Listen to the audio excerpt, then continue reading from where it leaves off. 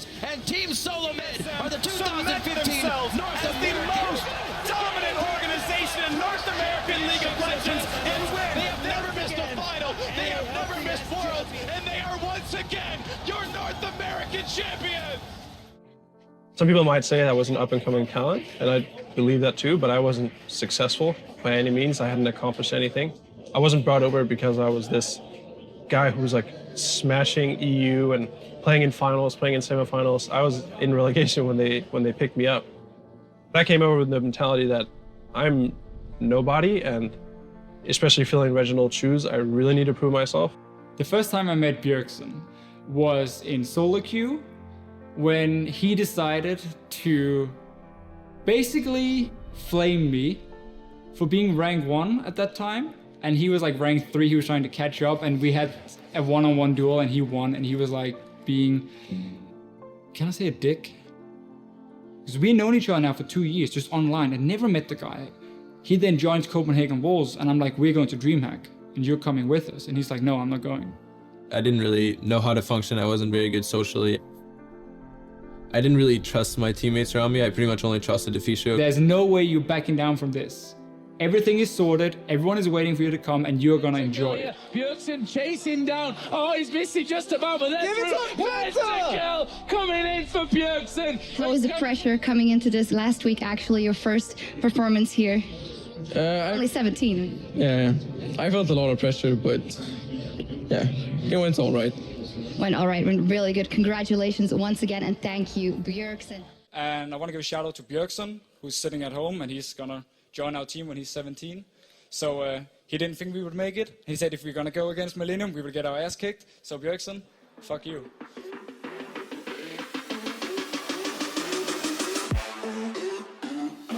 Ultimate's available, of course.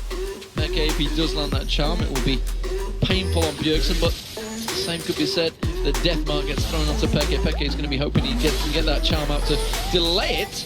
As I say that, they thought about going for it there, but actually, Bjergsen getting up behind Peke here, does put a bunch of damage down, switches out, the charm misses, that's going to be Peke dead. Who are out of position.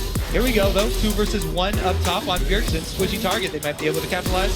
Oh, he goes back in. Oh my gosh. Oh, he goes back in. The healing's going to be there. Will he actually be able to rock this out? The double kill. This shouldn't kill him. And he makes it out alive. I honestly think the more fun for me is blocking other people from getting repeat trophies or more trophies, or kicking them out when it really matters. Beating people when they want to win the very most. So be a win for TSM.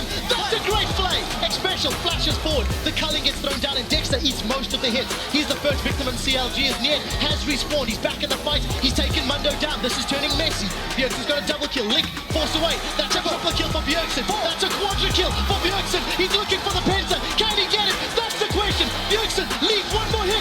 That's a penta kill. Bjergsen grabs 5. Make a big play, and that's what they're going to be looking for as he's keeping in very far behind. Bjergsen coming in to try to make some sort of a flank happen, but Cloud9 has the opportunity to still do something before he makes his way into the fight. Smoothie's going to be the target, taken very low. Ultimate keeps him alive for now. A lot of damage on Cloud9, and here comes your janitor, baby! Mop and bucket at the ready. It's Bjergsen on cleanup duty. Sivkira's going to be taken low. Sneaky's going to be taken down. Zazel drops next. Sivkira with the flash away. It was always in my head going to be me against Bjergsen, so that was the fun aspect of going to NA. You know, trying to take down Bjergsen. That sounded like a cool idea in my head. Obviously, it was a bit more difficult than, you know, maybe it should have been in my head. I think Jensen had some swagger. I think he's a little bit of a cocky player. This is a guy that he thought he was the shit, right? He's gonna challenge you on every play because he believes that he's going to make the outplay.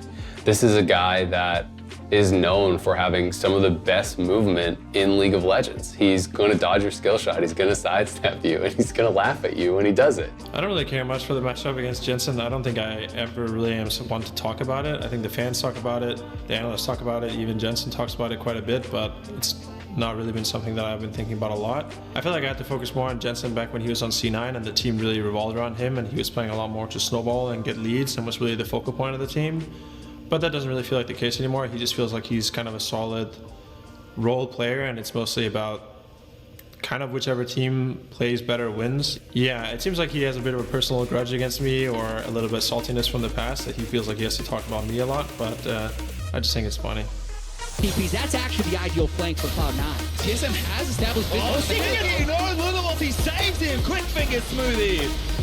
If C9 can heal back up with the Blade of the Rune King and then get a fight before Bjergsen's ultimate comes back up, it could be huge for them. It's a low cooldown with all the CDR he's built up with that Morel and Omicron and Phoenix Codec, but TSM want to try and use this before he heals up. Sneaky, ticking slowly up in how he does have Blade of the Rune King. It will be really dangerous for TSM to start this Elder Drake, but they do. Yeah, it is dangerous, but they will start it. Sneaky getting the pressure down mid lane. Contracts are available. He can seal it. This is 50-50. TP in from Monster. Here we go. There's Ray in as well. On this one, Scarrett's going to try and keep them out. Redemption down. Ray dives back in. Hold it. Jensen. Bjergsen gets the kill. And now Ray.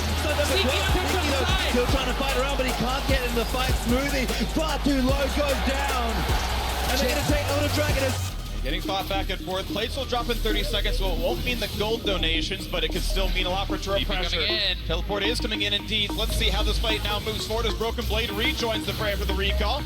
Has extra ability power into himself. Low on the Herald. Both bottom lanes are coming up. The Galio can ult as well. We've got Smoothie coming in. Look for the play again. Blocked out. There's no damage out of Bjergsen's Battlestar. Lower health. Here comes the cannon. Big damage on the front line. Looking for one. Not just yet. Katie goes down. One for zero team. Look at Broken Blade on the back line. Stopwatch buys some space. Impact flashes away. Still does the one kill. Looking for the second. One more Q. Answered back by Broken Blade. No, not gonna be yet. Sven gets away. 2 for 1 team. Look at making 2 for 2 overall. A third kill now for TL. A third one comes back for TSM. It's going to do shows up, but only to run away. 2v2 left on the map. They gotta get away from this one. He's got the sleep. Triple for Bjergsen. Incredible team fight there from Bjergsen, mopping up so many members. He's the man who took down Doublelift as he TP'd in. Making the decision to drop everything, I guess, and going to the LCS actually wasn't that hard for me because I didn't have a very good school life. In school, I got bullied a lot. I had some pretty abusive teachers. It's not something I like to talk about or really talk about that often. It's mostly something in my past that I try to forget. I would be out of school for 2 weeks and then I would try to come back, and it was just very hectic and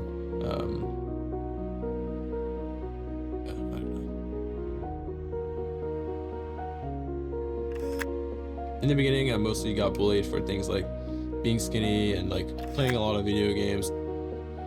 The bullying became very physical. Like I would come back with like bruises and marks, and I would come back like bleeding some days. I remember one time, 2 guys had a spoon and they cut the thing between like your mouth and your tongue. I knew it was bad, but I thought I was just the one who like took the hit. I was just an unlucky kid. Like if someone came up to hug me, I'd try to defend myself because I wasn't sure if they were gonna grab me or like punch me or something like that. The biggest thing video games gave me was definitely an escape. It was a way for me to not be me and not live my own life. I could be whoever I wanted, I could do whatever I want, and that's why I spent so much time doing it. I got very shut off from the world. It's just a really rough period for me, and it took me a while to get over it. I just want to give a general big thank you to, first of all, the fans, you guys, my supporters that have made this entire thing possible. If it wasn't for you supporting and watching my games and watching my streams and my rare, at this point, tweets, I wouldn't have been able to do any of this. So yeah, I'm extremely thankful for you guys, and just I never thought in the beginning that I would be able to do this for so long. I thought, you know, maybe I'll just play professionally a year and then maybe I'll have to go back to school, or 2 years, and now I'm sitting here like 10 plus years later, and it's just all very surreal, and it's all thanks to you guys.